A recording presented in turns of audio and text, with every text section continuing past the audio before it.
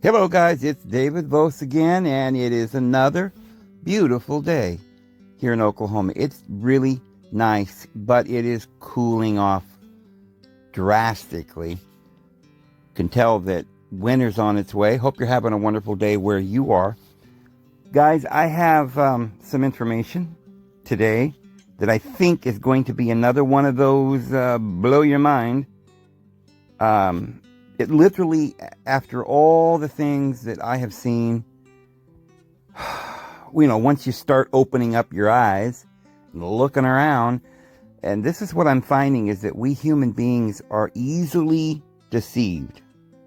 And we have literally been deceived, controlled, manipulated, abused, murdered, raped, pillaged, for thousands of years. We've got to do something about this, friends.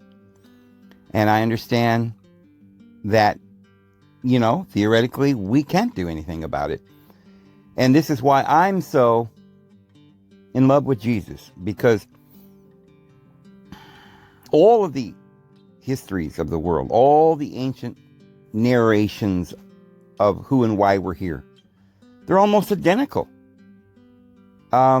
We've even found that the names in one tribe, nation, people have the same root as the names in another tribe, nation, people. Our Bible here in the West is taken literally, phrase by phrase, lifted right out of the ancient Sumerian tablets, Babylonian, Akkadian. All of these were basically Semitic peoples. They all have the same teachings. Remember, they're brothers. Jacob had a brother named Esau.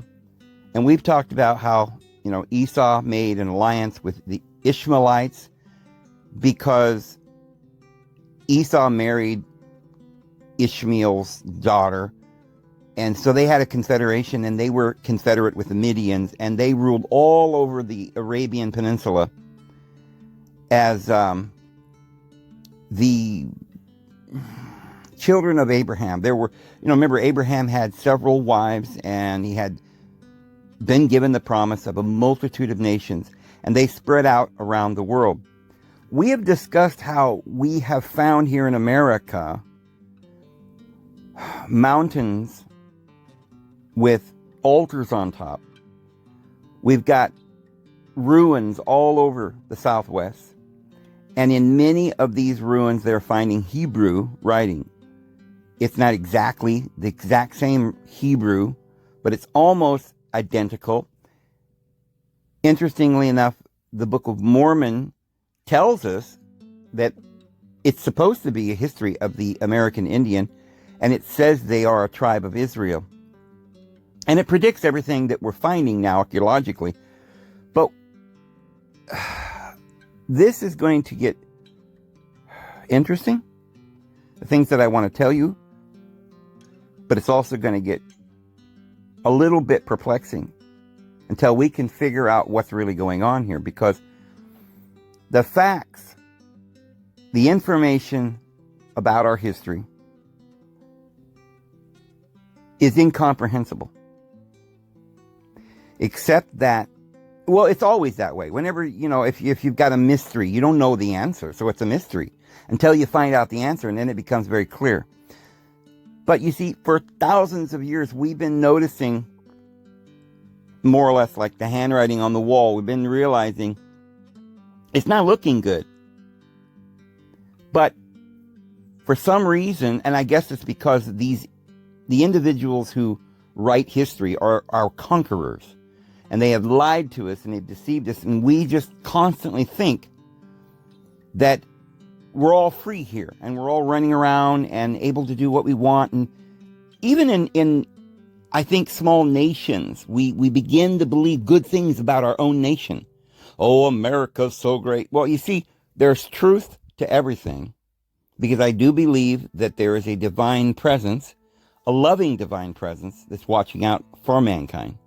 There is some very evil people that have been messing with us. How could that be? So it's a perplexing mystery. And yet when you read the Bible, it tells you that Yahweh was angry and having a war with Baal and the other gods. And he calls them false. Well, he doesn't even call them false gods. See, this is the thing. We've developed this idea because we assume, well, of course, our God's the true God, and these other gods have got to be false gods. But it doesn't call them false in the Old Testament. It says they are other gods. And it tells us not to worship them. And then this particular God, well, we're going to get into what this particular God has said and has done. But it seems like he's had his hand all around the world. It seems like there have been these two gods. It seems like there's something going on that is very perplexing, because why wouldn't the good God get rid of the bad God? Sometimes it feels like the bad God and the good God are in on it. Even when Jesus was at the Last Supper, what did he say? He said, Judas, go do what thou must and do it quickly. He definitely knew what Judas was going to do. Remember, the New Testament calls Judas the devil. It says the devil entered into him. And Jesus knew all about it. Didn't say he wanted him to do it, but he did say that he had to do it. He said, for this I was born, and, he went to the cross willingly. So it's very perplexing. We get just from that little story. But the perplexity of this is mind-boggling as you begin to read people's cultures and stuff. For instance, Native American peoples here in America, we've been told for, I don't know, the last 100 years we've been studying them.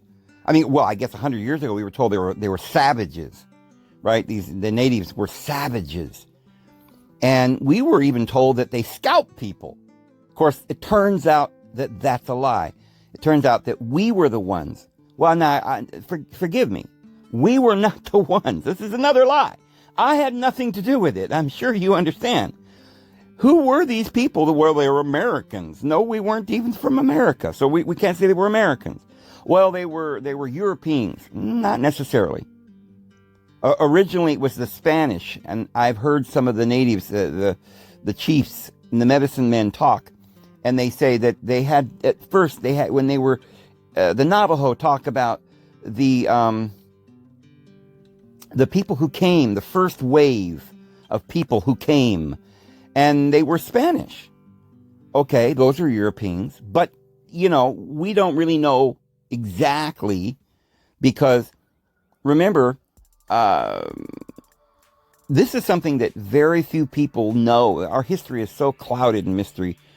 But Spain was full of these Sephardic individuals. You understand what a Sephardic individual is? They had populated Spain, the Iberian Peninsula, which many people believe means the Hebrew Peninsula. We've talked all about how there are actual scriptures that date from the 1st century and 2nd century that talk about how after Jesus died, Mary Magdalene, his mother Mary, Lazarus, 72, got on a boat and went to France. And we've talked about also how Mary Magdalene stayed there.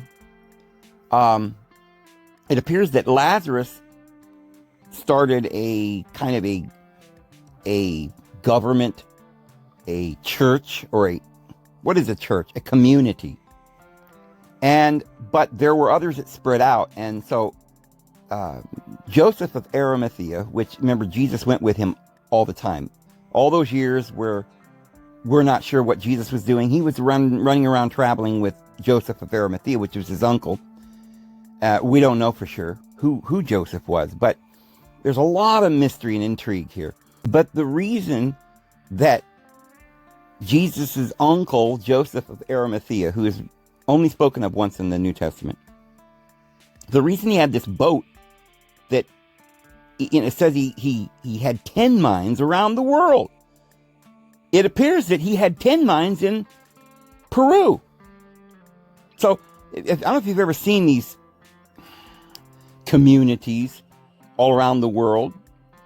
They're very, very weird. We're never told about all the skulls from all different nations and peoples that were put on poles or posts almost like trophies. Where were they? Got skulls the shape of Chinese, Europeans, Africans, Koreans, Japanese, whatever. They have all the variety of different races. They got their skulls on top of a stick placed in the ground down in some areas in Mexico and so forth. You see, remember way back when, a few years ago, we were being told that, when we were mostly a Christian nation, and it wasn't really Christian, it was this religious thing, the Protestants, which was the mother, the daughters of the whore Catholic Church that spread her faith all around the world, genocided the world, and so this is what Columbus was. Columbus was in 1492 that he sailed the ocean blue. But in 1492, there was also something else that was about to happen. It was the Great Spanish Inquisition, which was what? Why do we call it a Spanish Inquisition? When it was a inquisition or to inquire. See, the Pope is inquiring your faith and what you believe. Let me see your papers, So he decided that now that we've conquered Spain, okay, because they didn't have Spain for a long time. The Holy Roman Empire did not take Spain until around 1500. Before that, it was run by the Moors. That was the black race. It was Africa that ran Spain. And they were very peaceful. And they had Jews in that country and Christians and Muslims are all at peace. So it was a lot different down there. When the Holy Roman Empire eventually took over Spain, they decided to expel all the Sephardic individuals. Now, it has been said that Columbus may have been one of these individuals. We do not know, but it seems like Columbus may have been perhaps not a Sephardic, but perhaps one of the Ashkenazis, but from a different area, but maybe the same people. But for some reason, he went to the Queen of Isabella of Spain, and asked for some boats and some equipment and the money and the financing to go across the ocean, and he was going to go to India or something and make a better trade route for the spices or something. Although, of course, probably, we were told all kinds of crazy things, like we're told Tesla invented everything, right? It's only a story to help you understand why things are happening, because you can't figure out how could mankind get all this technology. Oh, some old smart man, a genius. They come, once in a while you get geniuses and they just figure everything out and know everything. Really? I doubt it. I think it's a story to kind of tell us, the devil didn't give us all this technology. Humans did it. They don't want you to know where all this technology is coming from. So, for instance, they don't want you to know that Christopher Columbus was Jewish. And he took a lot of the natives there. Not all of those individuals were at that point Sephardic, though, because the Holy Roman Empire had already had the other, inquisitions, and had wiped and massacred off the face of the earth many of the lineal descendants of the Sephardics back through Mary Magdalene. That's why they ended up having to flee. They took off and they went to Scotland and Ireland, and they ended up taking their royal bloodline from Christ up to England. Meanwhile, the Holy Roman Empire was the enemy, and they were constantly having battles and wars. So when they finally ended up losing the battle in Europe, they went to America because they were trying to get away, to have freedom, and to plant a government which had a constitution for the people, by the people. But the Catholic Holy Roman Empire did not like that. So we're told stories, history, but we're never given details that should be staring us right in the face. Details that need to be explained. Like, why was Christopher Columbus taking a whole bunch of these individuals to America. And then as soon as, now we know it was like around 1500 that Christopher Columbus came over, and there is stories of how he completely massacred all the people in the in the islands in the Caribbean. There really isn't any of the peoples that had been there. We don't even know who they were. I mean, most of that whole area was wiped out. We have peoples that just somehow disappeared. There were civilizations on the Canary Islands. It seems like they're not there anymore. There is there must have been something like 15 million people in Brazil, in the Brazilian forests, that are completely wiped off the face of the earth now. And what we're going to discuss today is the Chaco Canyon in New Mexico, which is a vast civilization.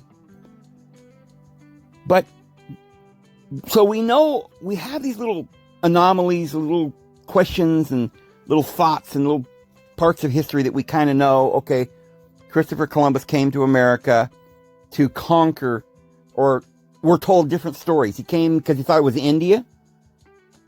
But then we know that he flew the Rosicrucian flag on his ships, the Red Cross.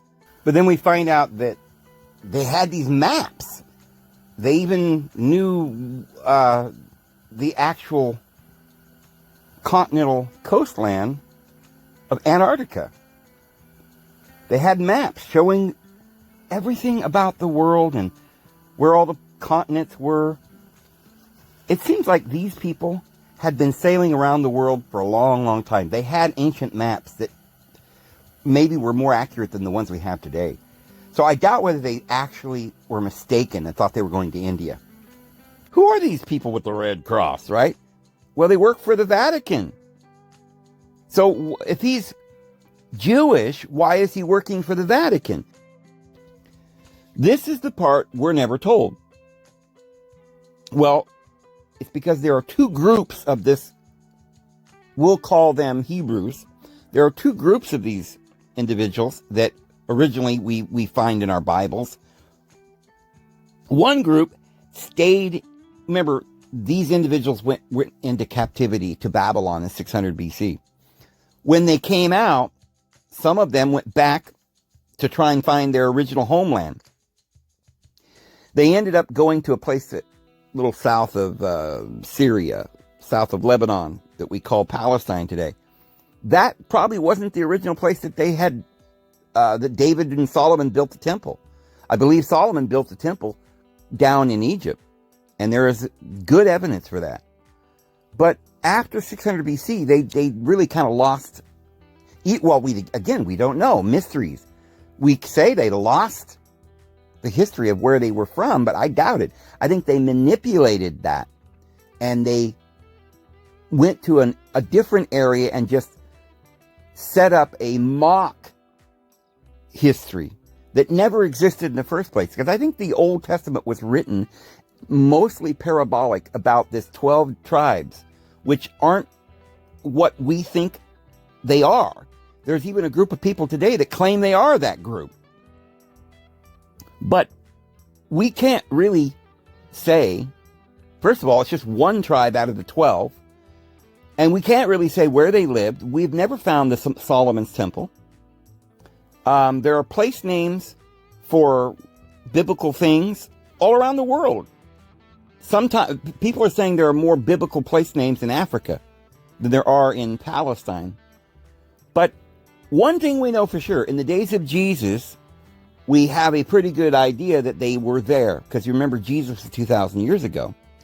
And 600 BC is when they were taken captive. And then when they came back, 70 years later, that was like 520 BC. So for 500 years before Christ, they did live in that area. They went back to that area. And they rebuilt a temple. But remember, that is the area, as we said, of the 12 tribes of Ishmael. Even the Apostle Paul tells us that the Jerusalem that was in his day was of the children of Hagar. In other words, it doesn't matter who they were genetically. It's in the story, it's under Hagar, who had Ishmael, and Ishmael had 12 tribes. What Paul is telling you is that the literal Israel that we see today is just a story about people, the world being in bondage. And the God of Israel was the God of bondage. Jesus said he was a liar and a murderer from the beginning. But this particular God is worshipped all over the world. Now, how could that be? Because all of the deities originally had the teachings of the gods, the Elohim. There were many of them. One of these particular gods, though, well, it tells you this in the Greek, it tells you this in the Sumerian, it tells you it in the Bible even. There's a fight in the Bible with these gods. It's not like, one is superior. If one was superior, he wouldn't have other gods to worry about. He would get rid of them. Or he would, if they were his children gods, I guess he would raise them right and they would have known better. But they're all rebelling. These are not gods at all. So, the New Testament is a completely different document.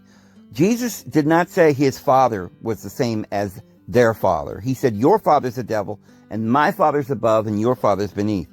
So, the new covenant then isn't even a redoing of the old covenant, as much as it is that it's trying to tell us that originally there were some benevolent beings that came here, that made us, that love us, and allowed us to live and grow and have free will and do the things that we wanted to do and that we needed to do.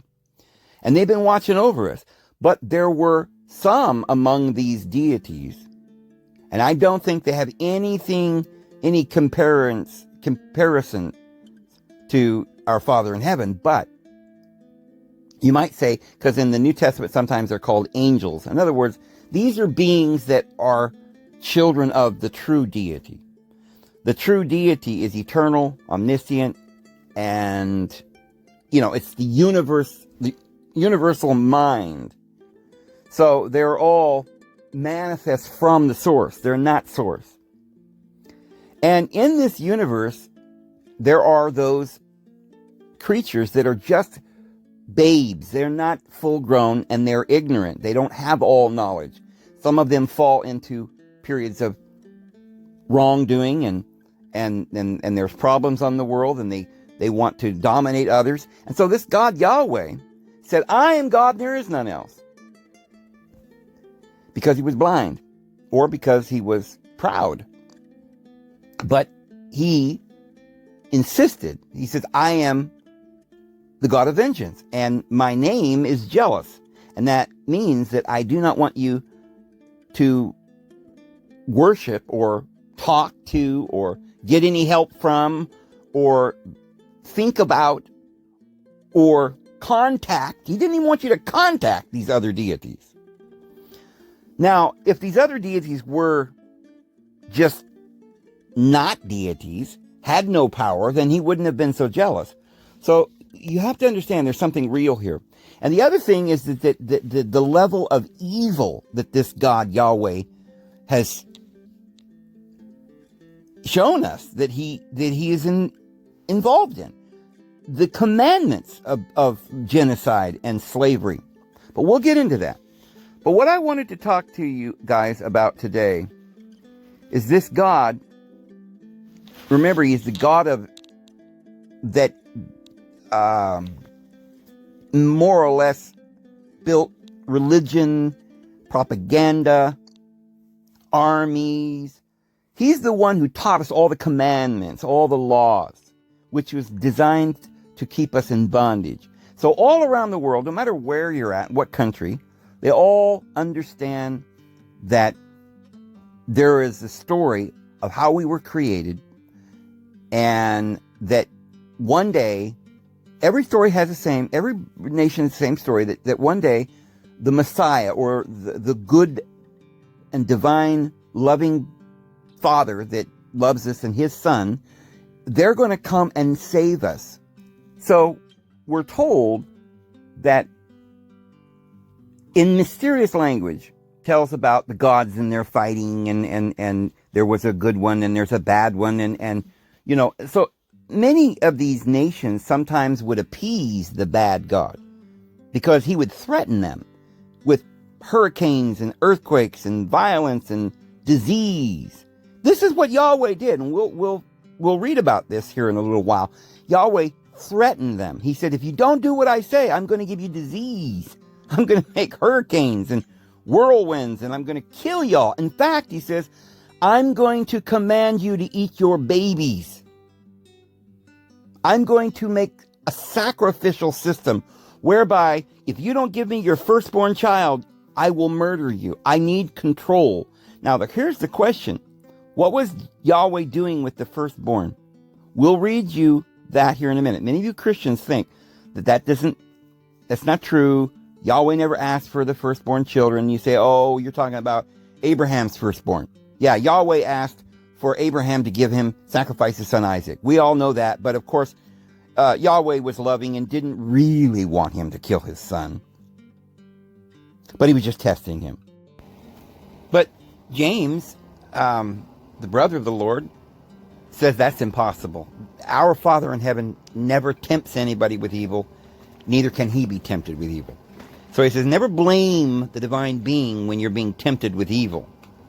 So whoever tempted mankind is not our Father in heaven. So those who say that our Father in heaven just tempted Abraham, said, hey, sacrifice your son, but I don't really mean it, I'm just tempting you.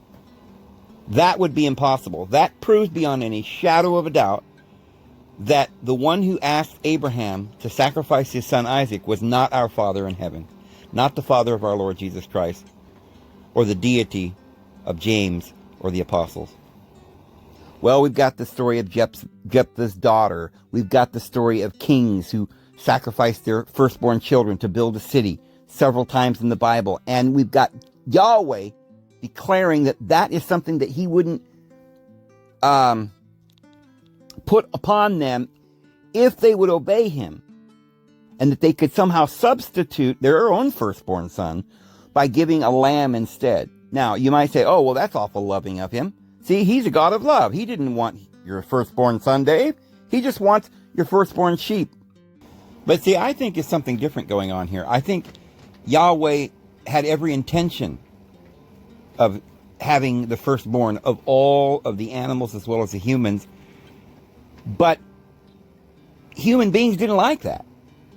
But they would give up the most precious thing in the world, even their own son, if the nation was going to die. I mean, what are you going to do? Everybody's going to die. If this God can threaten you enough, put you in a position where he's going to take away your other children, kill your wife, and what he did to Job. So a lot of people, they didn't know about our Father in heaven. They didn't know about love. They didn't know what to do. So some people in their integrity refused and probably perished. But many people ended up giving in and giving their children as probably a lot of times they didn't even have a choice. It was the rest of the city. It was like, sacrifice your child. The Lord's angry. You better sacrifice, or we'll kill you, if you don't do it. So I think that was just the mistake that Yahweh made. Because you see, when he put us all under this law, he demanded our absolute total obedience, or we would die forevermore. He would kill us and send us to the wheel of rebirth. And you could never get out of that because you couldn't get out without paying the last penny. See, he made it so it's impossible to pay the price. Well, this is how Jesus saved us, because all things are possible with our Father in heaven. I mean, the devil had no idea that Jesus would come down here and do it himself. He probably thought he had us. There was nothing we could do. He was intimidating us. We didn't want to give our children. But in order to have some sort of life, that we wouldn't die, or a nation, we ended up giving him, we lived under his rules because he forced us. And I believe that Jesus simply took advantage of that little clause and said, ha ha ha, so I can redeem them myself, and I'll go down there and I'll redeem them. Well, you see, what we're not told is that he does want your firstborn son. But It's not something that you don't necessarily have to do it right away. Think about this. If the minute your firstborn son was born, you sacrificed him to the deity, you would never have any more firstborn children. That was the only one you had. Your only begotten. And so why would you do that as soon as your child was born if everything was going well? You save your firstborn in case there is a tragedy or the end of the world scenario or something serious. And then you give your firstborn son to get you out of that situation. So we'll read in the Old Testament here later where Yahweh tells them that there will come a time when, because they wouldn't obey him, he will put famine and disease and everything else. And finally, the only way they're going to get out of it is they're going to have to sacrifice their own son. So Yahweh said originally when they went into the land, all the firstborn are mine, both men, people, and animals. So, and we'll go into that here in a little bit. But right now, I just want to show you, because the question is that if these Israelites have gone and spread all around the world, the little story in the Old Testament about how they conquered the land, right? And we're told it was just a little group of a couple million people that went in and conquered a little area the size of New Hampshire. But that is not the case. The Bible is parabolic. So Jesus came and he preached on the circuit of Galilee. And this is a circular wheel that corresponds to the astrological wheel. And the 12 houses in the astrological wheel represent all the 12 tribes.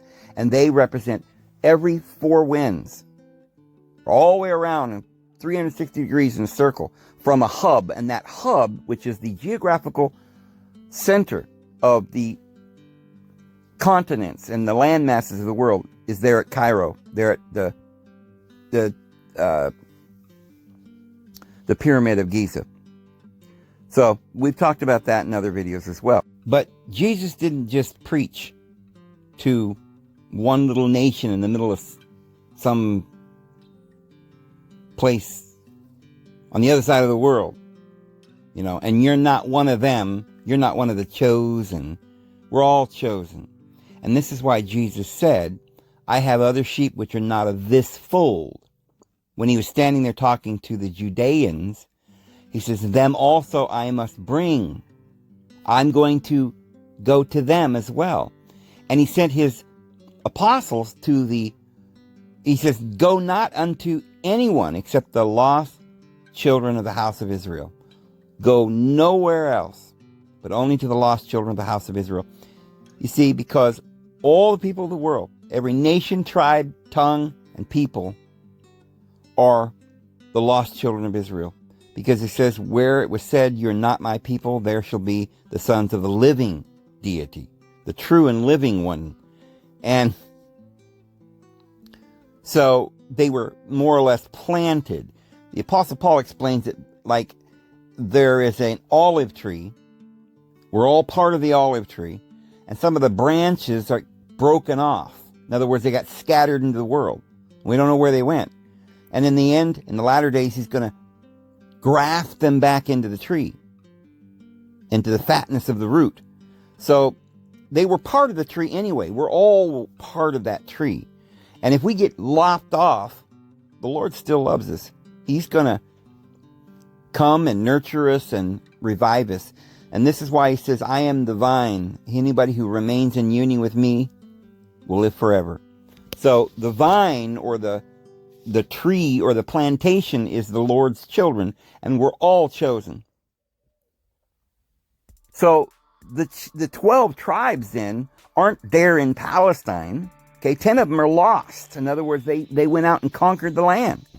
The Lord scattered them in every direction and planted them like seed, and they will grow up all around the world, in every nation on the face of the earth. Like seed, they'll grow up and multiply, and then there'll come a great harvest. Jesus talked about the great harvest. So there is a definite plan here with mankind, that not only does Yahweh seem to be involved with this plan, right? He's the tempter, but Jesus understands that it's going to be a long process and there's coming a great harvest, and those who are faithful will be, protected.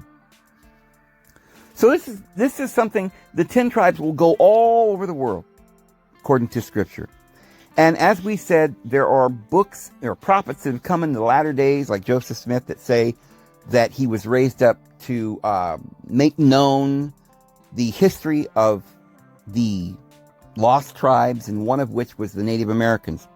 And we have found physical evidence that there are definitely Hebrew writings on the rocks. And we've talked primarily, I've personally gone and investigated the Los Lunas Mystery Mountain, where you go in there and there is this huge rock about the size of a small house. It's all flat on one side, and engraved on the flat side is the 10 Commandments in paleographic Hebrew, which means that it could not have been written any time before Christ or after Christ, because that is a dead language, the paleographic Hebrew. Nobody knew how to speak it or write it until modern times, like the last 50 years. But that writing in New Mexico was on those rocks 400 years ago, when the natives told us they saw them, and they were here. They said those writings were here before them. And so is Chaco Canyon. The natives, they don't know who these people are. This Hebrew writing, they don't know what it is. Some of them say that's their ancestors. Others say they're not sure, because there was another people that were like gods that ruled over them. So who were these people? I want to show you something here. We're being lied to, guys. This area here in New Mexico, you see Farmington there at the top, and you see Gallup over the left bottom corner. You see Grants in the middle bottom. Well, it's actually in the middle of the screen, and there's Albuquerque over to the right. Okay, so Highway 40, you see that running along through the middle of the screen. Above Highway 40 is where I'm going. And this is a pretty desolate area, but it's beautiful. There are lots of beautiful rocks and canyons. And I want to show you some of the ruins. You probably have no idea how vast a territory this was, and how I've got to find it.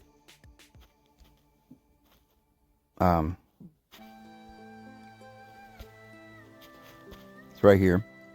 So this is the Chaco Culture National Historic Park. So this is a river that's doesn't have a lot of water in it or anything. It's kind of a dried up riverbank. It probably has a little water in it. I'm not really sure about that. But I believe these riverbeds had a lot more water in it when these people lived there. And I'll explain why I believe that. But take a look at this. It's Pueblo Bonito. All right, you see this? What in the world is that? Why? Everywhere you look, you see these ancient ruins. They're called the Anasazi, or the ancient ones. And they were probably people that were here before the Native Americans, but we don't know. Some say they were Aztecs that came up and invaded. Some say they were people from Europe. This is where we're getting all the Hebrew writing on the walls and stuff. But whoever they were, they built huge, magnificent architecture, just like they did over in Europe and Egypt, and you know, whoever these gods are, and wherever they would go, it seems like they had this ability to put architecture that, you know, like 7 wonders of the world and all this stuff, you know, great pyramids and columns and archipelagos and all these amazing things. So when we come over here to America, you say, that's no big deal. It's just somebody came over here with a little shovel and dug some square holes and some round holes, and it's not too impressive. Well, it is, my friends, and I'm going to show you just how impressive this is. But of course, it may not be quite as impressive as some of the other places around the world. But wait till you see some things here that's going to blow your mind. What is this? This is what it looks like. What is this big round area here? Nobody knows. Nobody has a clue. Nobody has a clue. I have been to some of these, and when I was there, I had a distinct impression that what we're looking at, is much bigger. It goes much deeper. They haven't dug down and found out how far below ground these go. But let me show you something else.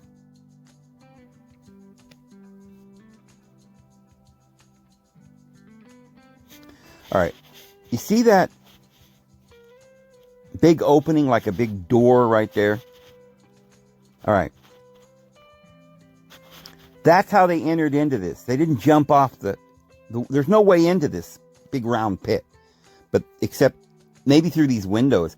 And it makes you wonder, what's behind these windows? I mean, I haven't gone personally this particular area and looked. So some of you may have gone there and looked, but it looks to me like you wouldn't be able to know from the outside if in ancient times there was some sort of tunnels underneath of this. But now I can't show you from here, but this has stairs, this little area. You can walk through there. It looks like, to me, this looks like a gladiator area. So I want to show you something here. There's one of these circles. I think it's the same one. But notice that it's at ground level. Now there are walls in various places, but these walls are only like 4 feet high and they don't have any windows. Well, that might be a window there. But if you go over top this little front wall and go over to the edge of this circle, you see that there is no wall. All the way around, there isn't any wall. So these windows must go back under the ground. Now, I haven't gone there, and I don't suppose people, when they do go there, are allowed to climb down in there and investigate. But I don't think that these windows could possibly be there for no reason. This door obviously goes somewhere. And it goes back under the ground. This is a little bit like the gladiator ring, and it was for a public spectacle. And I'll explain what I believe these circles are for. But I do believe that thousands of people may be gathered around the top of this circle. And maybe others were inside somewhere underground looking out through these windows while they took the slaves. Okay, I'll stop there. We'll explain more about what I think this is for in a little bit. And by the way, if you think that this is just a few little dinky bricks stacked on top of each other, oh, this is nothing like the pyramids of Egypt or anything like that, or the stones at Baalbek, of course. But take a look at some of these rocks. They're not small. These are not little bricks. These are big, heavy rocks. Let me show you something here.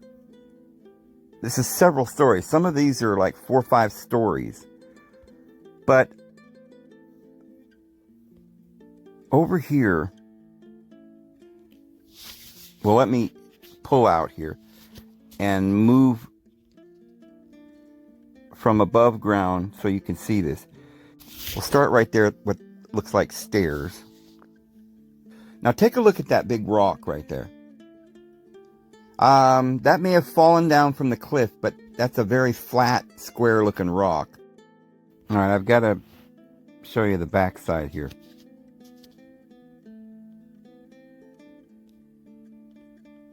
Now, this is the back side of this wall. Almost looks like the Wailing Wall.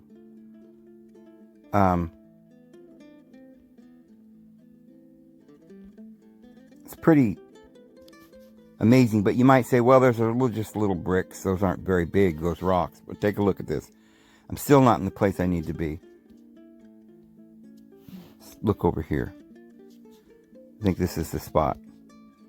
All right, here we can take a look at some of these rocks. They're not little. That's a big old rock right down there that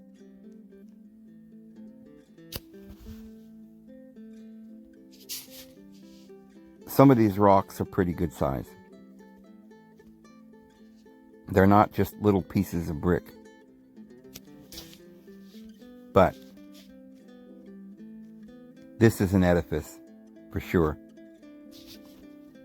That rock right there looks to me to be about,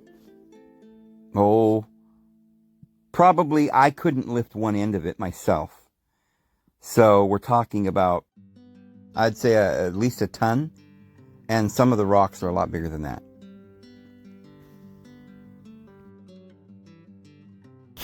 And the tradition says by Native Americans, Native chiefs who know the ancient wisdom and the stories, and they tell you that this place was called the Weeping Place.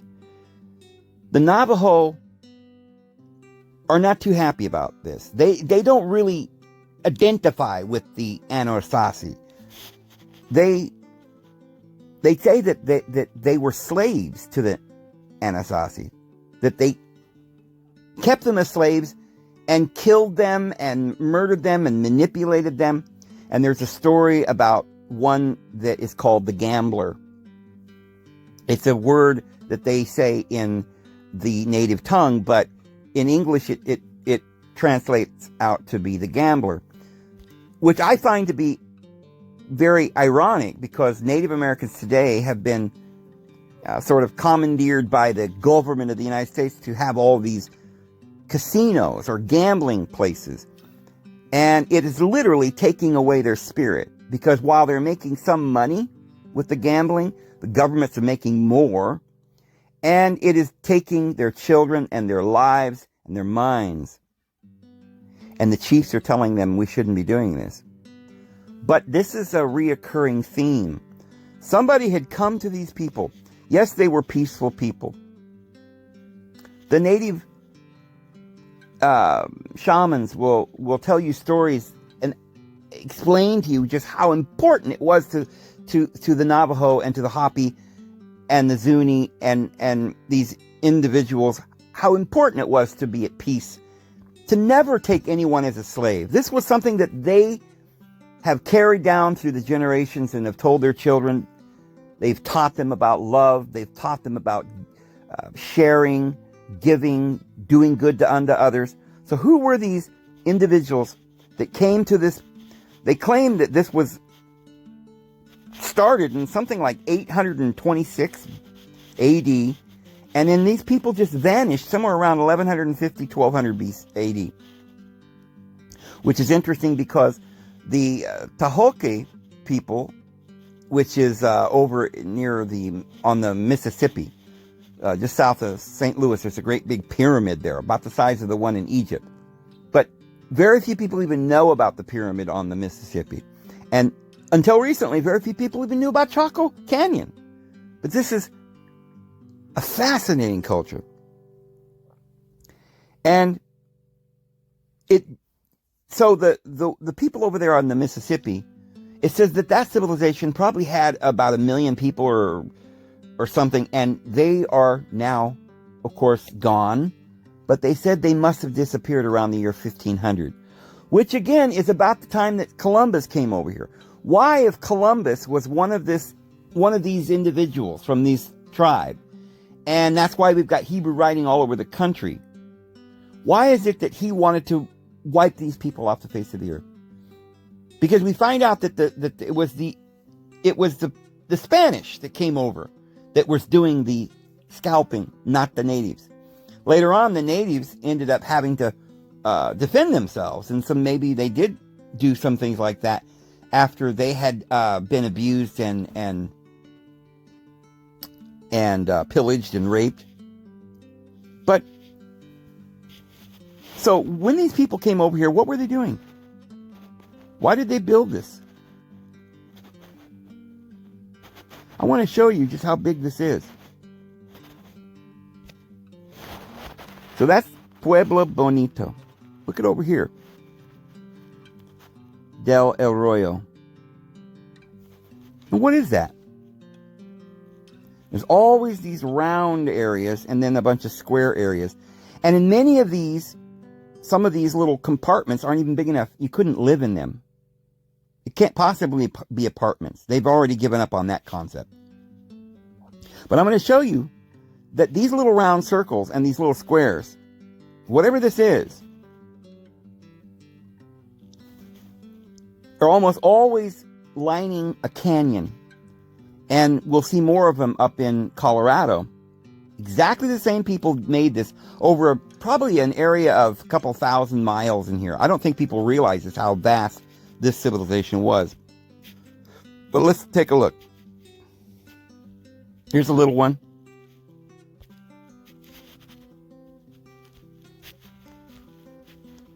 Here's one.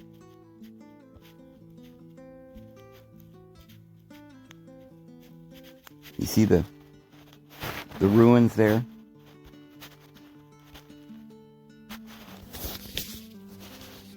I'm going to just show you just how vast.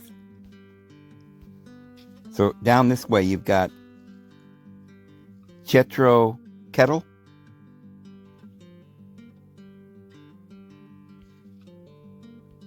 And then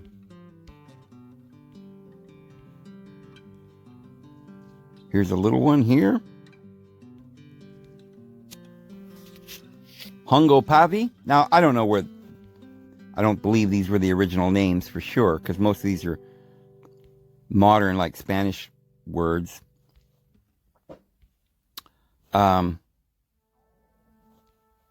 vida? Again, una vida, this is Spanish. Pueblo is Spanish. This isn't the native language, of course.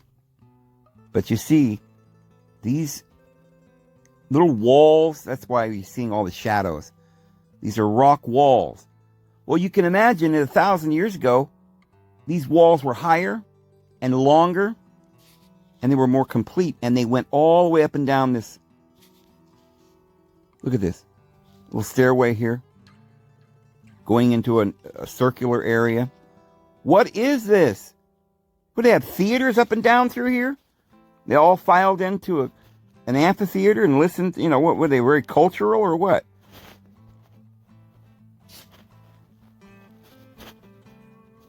So, let me show you something else.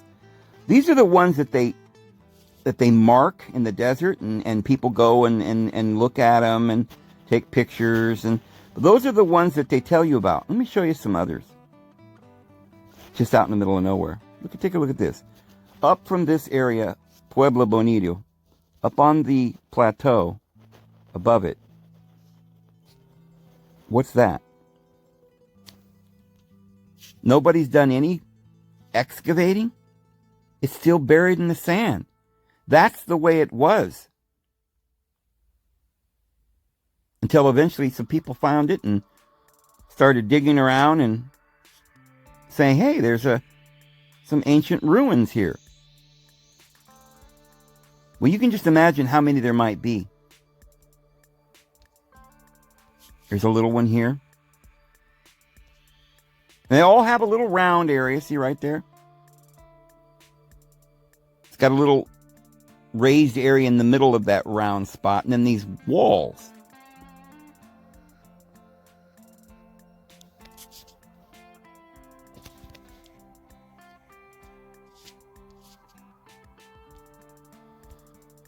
All right,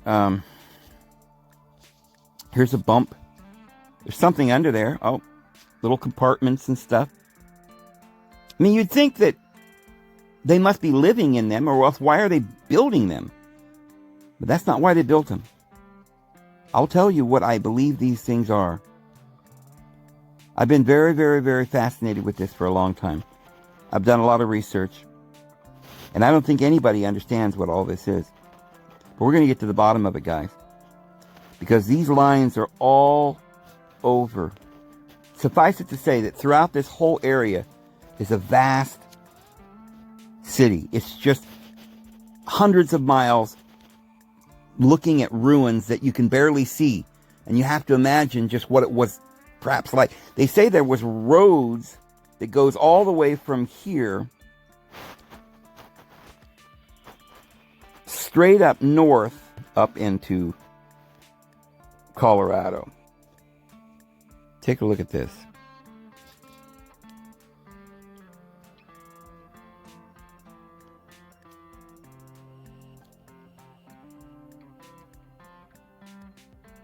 You see the round circles and the what looks to be like apartment walls in the back, and then in front. So the square little areas sometimes are 2 or 3 stories high, and then you've got the round areas around it, just like we saw back at the other place.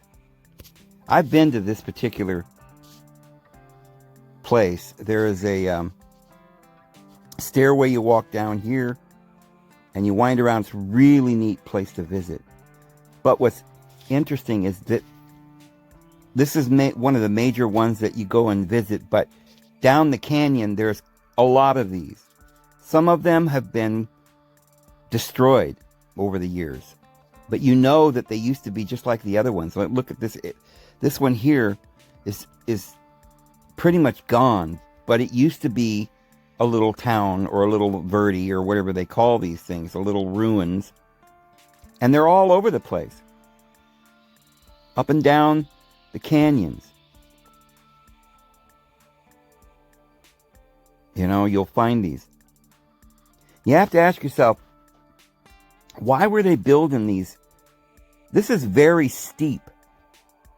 What would be what is this supposed to be? Some mystery? Like 1,000 years ago, some natives said, hey, let's do something so crazy that 1,000 years from now, people say, why did they do it? Like, it's one thing that we go to Egypt, we see the Great Pyramid, we say, how did they build it? Well, you know, that's a natural curiosity. If somebody builds a great thing, you want to know how they did it, especially if you can't figure out how they did it. But here, it's like, why did they do it? Well, why would anybody want to live hanging, you know, from a cliff? Look at this. This is not a place a person would normally want to live. My theory is that this area was full of water. You see, the one thing that this place has in common with the other place is that there is a canyon. Here's the Sun Temple. Look at this. So there's one on top that looks a lot like the ones that we saw down at the bottom. It almost looks like stalls, doesn't it? You see where you could enter here, like go in, wind around. There's like, once you get into some of these, you can't get out. It's kind of like what we do with cattle when we put them in stalls and they're waiting for the slaughter. And then these circular areas are also high walled so you can't get out. Or at least the door is guarded or there's a gate or something. So you could throw people in there. Now remember, some of the medicine men today who know the ancient history tell us that whoever these Anasazi was, they had Navajos and Zunis as prisoners. They were slaves. They tell the story of how they were enslaved there, how they come up from underneath the ground.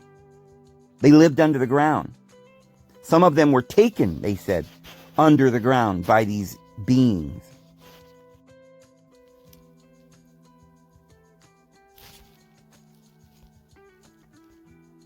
But it doesn't end there. Take a look over here. So here's the Mesa Verde National Park. There's Cortez. Well, right around this area here in Cortez. I'm trying to find it.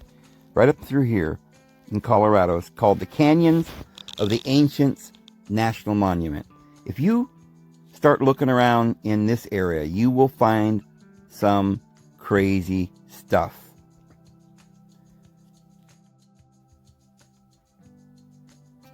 I mean, this whole area, it would take me hours to show you every ruins area. I don't even know what to call it. But there's definitely a lot of things in here. But let me show you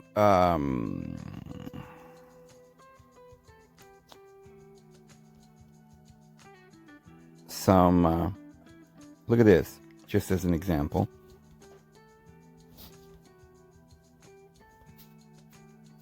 I don't know what that is, but that's something, isn't it? That's crazy. But right here is what they're talking about. They call them, you can't see it here, but there's these towers that are up and down all of these canyons.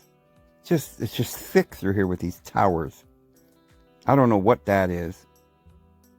That's probably the top of one of these buildings or towers there. But so you could go and visit these and hike in there and look at them. And there's places where you can park your car and stuff. But they're all throughout this area. It's vast. It was like 1,000 years ago, they were united with roads. They had, I think the roads were about an average of 30 feet wide, 35 feet wide. And they go in perfectly straight lines from community to community. So these individuals had massive architecture, huge roads, and some kind of an economic trade system. This was an ancient civilization that we're having to find out about now, and they've never told us about. You say, well, they didn't know. Well, when they came over here, they knew. That's why these people disappeared.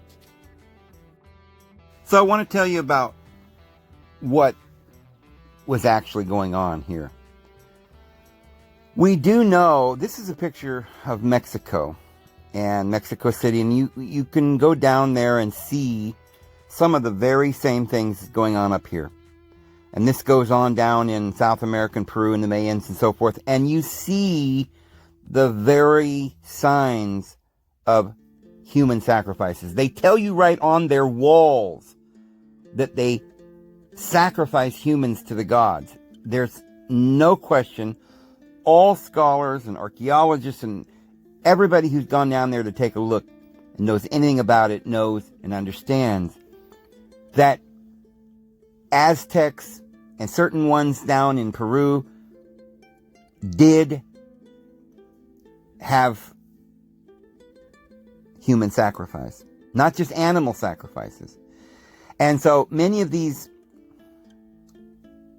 priests would literally, there's stories of them reaching in through the cavity of the animal and ripping, or the human, and ripping out their heart while it's still beating. There are some gruesome stories that you've probably heard, but not probably as gruesome as what you'll find in the Bible. Because some of you don't believe that that Yahweh would condone such things. Let me read to you from the Bible in Deuteronomy. She will hide from them the afterbirth and the new baby she has born, so that she herself can secretly eat them. Deuteronomy 28, verse 57. Well, that doesn't say Yahweh's telling them to eat people, Dave. What kind of language is this? This was their rule book, and it talked about eating children. And it says in Jeremiah 19, verse 9, and I will cause them, it doesn't say they're going to. He says, I will make them eat the flesh of their sons and the flesh of their daughters, saith Yahweh. Make no mistake. You read that right. He's not saying, you know what, things are going to get so bad one day that you guys are going to be so evil that you're just going to go and eat your own kids. But this particular deity is so evil himself that he wishes this upon them. He says, in the future, I'm going to do this to you. He had a prophecy saying he was going to do this to them about 1,000 years before it actually happened. And I believe he's got that prophesied for all of us here on this planet. That's how he rolls. This is how he talks. He says, Yahweh, in the book of Lamentations 2, verse 20, look and consider, Yahweh, who you have done this to. Should women eat their own children and infants that they have nurtured?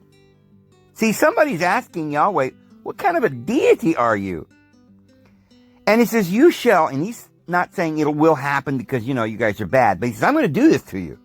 This is your punishment. This is in Deuteronomy where he punishes them 7 times for their sins, and every time it gets worse. And the final time, he says, you shall eat the fruit of your womb, the flesh of your sons and daughters, whom Yahweh has given you. And he says, if you will not hearken to me, but you walk contrary to me, oh, buddy, don't you disobey me. Because if you do, I will not only chastise you 7 times for your sins, but you will eat the flesh of your children. You will eat the flesh of your daughters. He keeps saying it. Come on, I know he's prophesying, but he's not just prophesying. He says, I'm going to do this to you. What kind of a God would do that to anyone? Throw somebody in hell and let them be tortured forever. See, that's not something our Father in heaven would do. The wheel of rebirth, which is what the Bible is symbolizing as the worm doth not die and the fire is not quenched. That's the wheel of rebirth. And that was created by Yahweh. Our Father didn't do that to us. Jeremiah 19, 4-9, because the people have forsaken me, I will make them eat the flesh of their sons and their daughters, and everyone shall eat the flesh of their neighbor. That's just sick. And if you think the Israelites were just so evil that they deserved all this, well, fine. But what deity would want to sit around and watch it? Don't you think he would just put them out of their misery if they got that bad? If they were just grotesque creatures that didn't have any worthiness of life? They weren't really his children, then were they? Well, we're not his children. But he says, there are human beings that are so compassionate, a compassionate woman, but they're going to boil their own children. It's like he's reveling in this. And he says, the Lord gave full vent. Now you find out who's really doing it. It was Yahweh who gave full vent to his wrath. And that's when he poured out his anger. This is Lamentations, where we were reading just a second ago, where he says they'll eat their flesh of their children. So in other words, this is something that the Lord is going to make them do. He's going to bring them down to a place where they finally end up doing this. Like he almost forces them to get down on their knees and eat their children. Death by starvation first. First he punishes them with starvation. And then if that don't make them get down on their knees and become a slave and worship the Lord and give up all their freedom and their divine nature and their dignity, then he will make them eat their babies, their very firstborn child. And let's see how they like it then. Because Isaiah chapter 30 says about Yahweh, who says, I am the God of justice. But you see, it's not the kind of justice you would think, or the kind you would want. It's more like vengeance. He says, I am the God of vengeance. And it's more like jealousy rather than a fair payment. Right? That's not payment for anything. Eating somebody's child. And it says, the father shall not be put to death for the children, nor shall the children be put to death for the fathers. Every man shall be put to death for his own sin. Now that's in the book of Deuteronomy, just a few verses, before he tells them that He's going to punish their children for what they have done. So not only does Yahweh do evil things, he lies. He's very cunning. I am omnipotent. I can break my promises if I want to. See, the thing about the difference between him and our Father is it says in the New Testament about our Father in heaven, it says that it's impossible for him to lie. And he never tempts anybody with evil. Neither can he be tempted with evil. Well, let me show you in the book of Exodus chapter 13. This is just before he gives them the 10 Commandments in chapter 20. But he starts off by saying, and Yahweh spake unto Moses. There should be no doubt what Yahweh tells Moses. We're going to read it. He says, sanctify unto me all the firstborn, whatsoever openeth the womb, among the children of Israel, both of man and of beast. It is mine. Yahweh says that whatever opens the womb among the children of Israel, both of man and of beast, is mine. Look at verse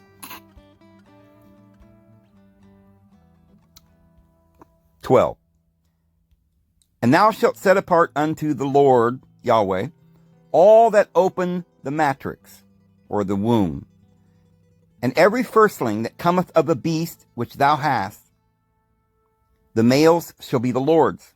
See, that's what it means to be mine, to be the Lord's, if you're a firstborn. Every firstling of an ass thou shalt redeem with a lamb. And if thou wilt not redeem it, then thou shalt break its neck. What? He says, I want it. You give it to me. And if you ain't going to give it to me, then break its neck. And all the firstborn of man among thy children thou shalt redeem. And it shall be when thy son asketh thee in thy time to come, saying, what is this that thou shalt say unto him? By strength of hand the Lord brought us from the land of Egypt, from the house of bondage.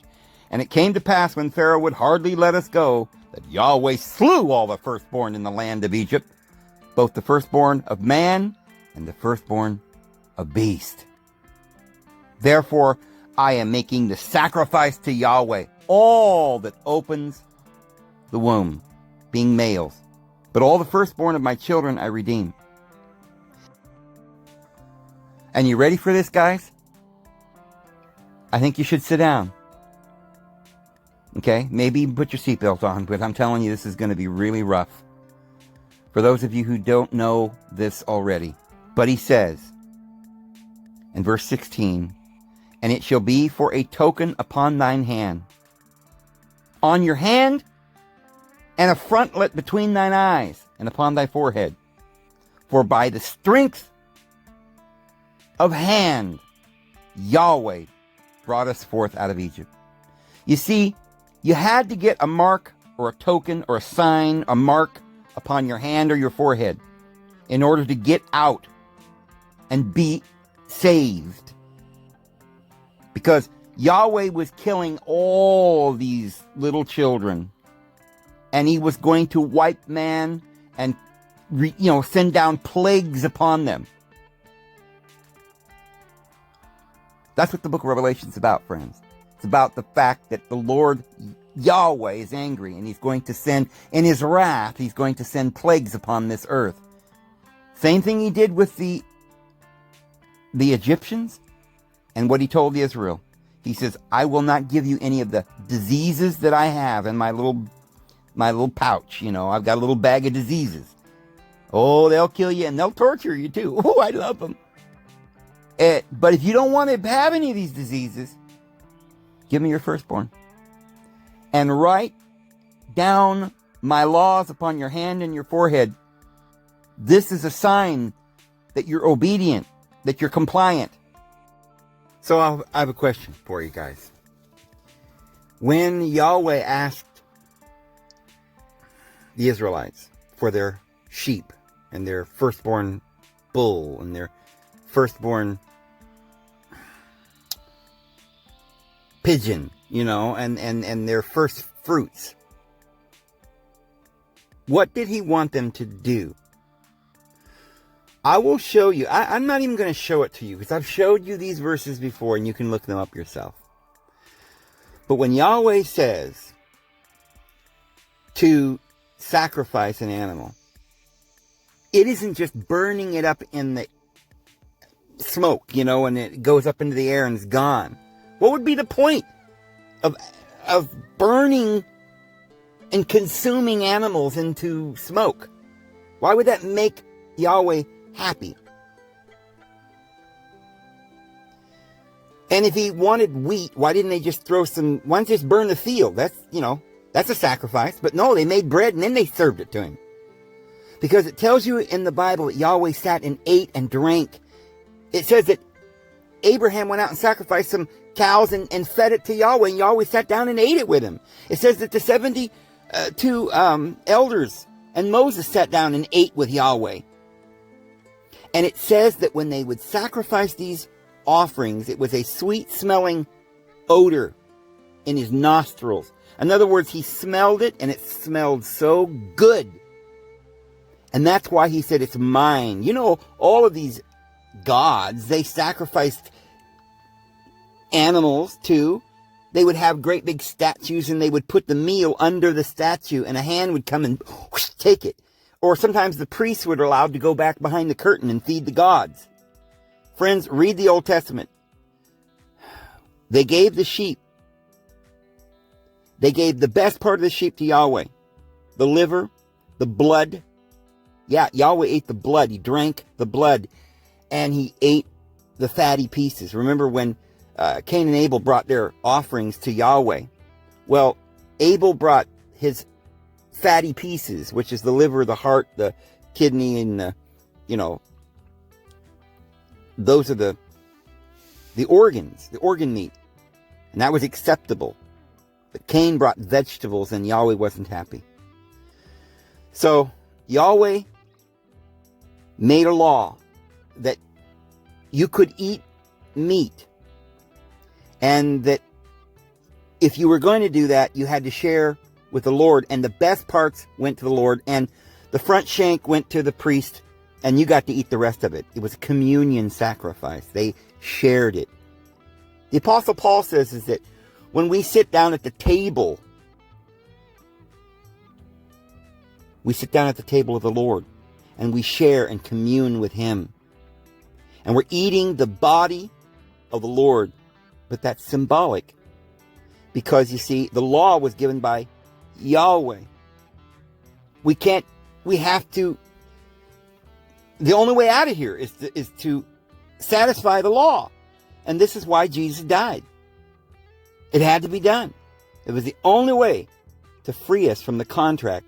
The Bible tells us that Jesus gave his life to redeem us, to purchase us. Remember how Esau sold his birthright for a bowl of soup?